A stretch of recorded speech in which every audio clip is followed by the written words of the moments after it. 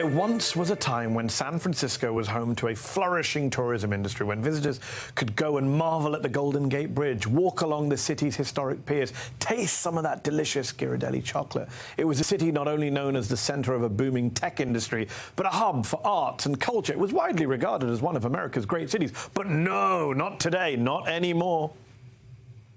Civilization itself is coming apart in San Francisco. Disorder swallowed up more and more of the city. The city is on the verge of collapse. It's really collapsed because of leftist policies. They don't prosecute criminals like they do in most parts of the country. It's a free-for-all in San Francisco. If you want to commit a heinous crime, as I said in my column, San Francisco is the place for you. That's right. San Francisco is a deteriorating, post-apocalyptic, crime-ridden hellscape, a real-life Gotham City, at least according to Fox and the GOP, and even a fair few liberals, too.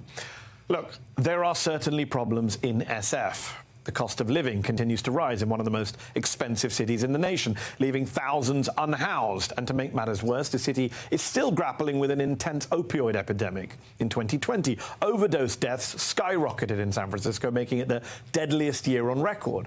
So when former District Attorney Chesa Boudin took office shortly before the pandemic, he sought to tackle much more than just crime. He promoted alternatives to incarceration through diversion and restorative justice programs. He put an end to cash bail in criminal cases, which Boudin argued disproportionately hurt the poor and people of color. He created an innocence commission to free those who had been wrongfully convicted. And he was the first prosecutor in the city's history to charge a police officer with homicide after shooting an unarmed black man.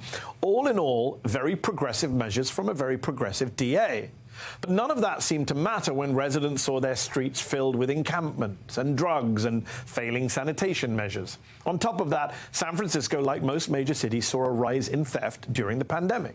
Smash and grabs were plastered all over social media and the news, and major retailers threatened to close their doors in response. But while these types of property crimes were rising, violent crime, which includes homicides and rape and assault, did not actually explode under Boudin's watch in the way his critics claimed. In 2020, his first year as district attorney, most types of violent crime actually decreased, while homicide rates remained relatively flat during his tenure. In fact, according to an analysis by the centrist think tank Third Way, in 2020 you were more likely to be a victim of homicide in Bakersfield, California, home of Republican House Speaker Kevin McCarthy and tough-on-crime Republican DA Cynthia Zimmer, than you were in San Francisco. So the picture painted of a violent, dangerous city under Chesa Boudin wasn't actually accurate. But that didn't stop critics from pushing for a recall election against their progressive DA, which they got. Seemingly everyone turned against Boudin, from prosecutors in his own office to the Democratic mayor of the city, London Breed. Do you have faith the district attorney is doing everything he can to keep the city safe? I think you're going to have to ask him that.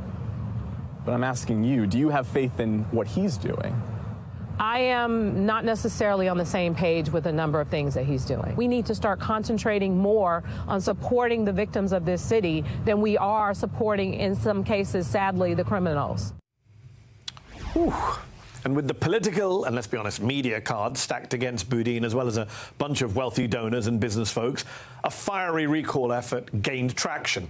And at the forefront of the recall movement was Boudin's former assistant district attorney, Brooke Jenkins, who left her position in his office after disagreeing with his policies. She became one of the faces of a movement that drew nationwide attention and rallied San Franciscans against progressive criminal justice policies, even while she called herself a progressive.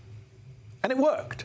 55% of San Franciscans voted to recall Chesa Boudin in that vote in June of 2022. And while his time as DA was cut short, Boudin reaffirmed his progressive credentials the very next day after he was recalled. We have two cities. We have two systems of justice. Right? We have one for the wealthy and the well-connected and a different one for everybody else. And that's exactly what we are fighting to change.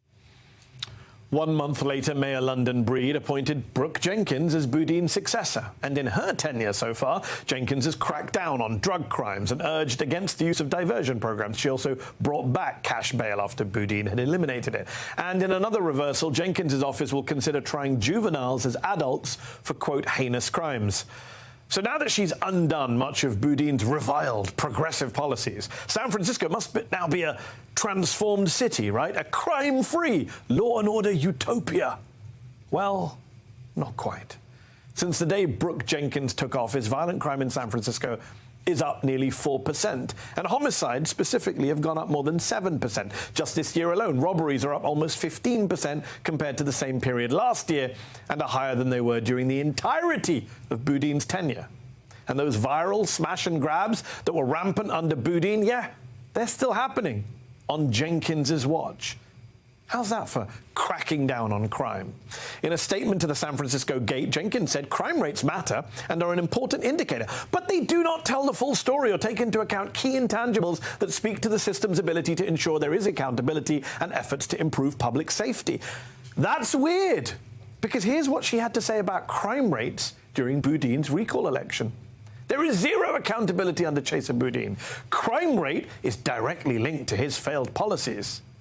So, all of a sudden, crime rates don't tell the full story. Gotcha. Look, the non-existent rise in violent crime Boudin was attacked for has actually risen under Jenkins. And so she's just moved the goalposts. And no one seems to care. Because it was never actually about rising crime rates. No, these recall efforts have always been about targeting progressive prosecutors.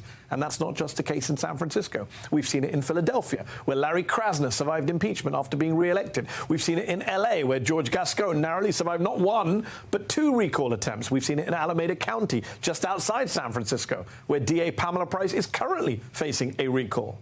Across the country, there's a relentless campaign against progressive prosecutors, even as, nationally speaking, violent crime is falling overall. Not only that, researchers across the US and Toronto found no correlation between progressive prosecutors and any rise in homicides in major cities, either during the pandemic or before it. So the attacks on progressive prosecutors, the attempts, both successful and unsuccessful, to recall them from elected office aren't fact-based, aren't evidence-based. They're lazy, they're partisan, they're done in bad faith. And as we're seeing right now in San Francisco, with the rate of violent crime up, not down, higher, not lower, they can lead to some very perverse outcomes.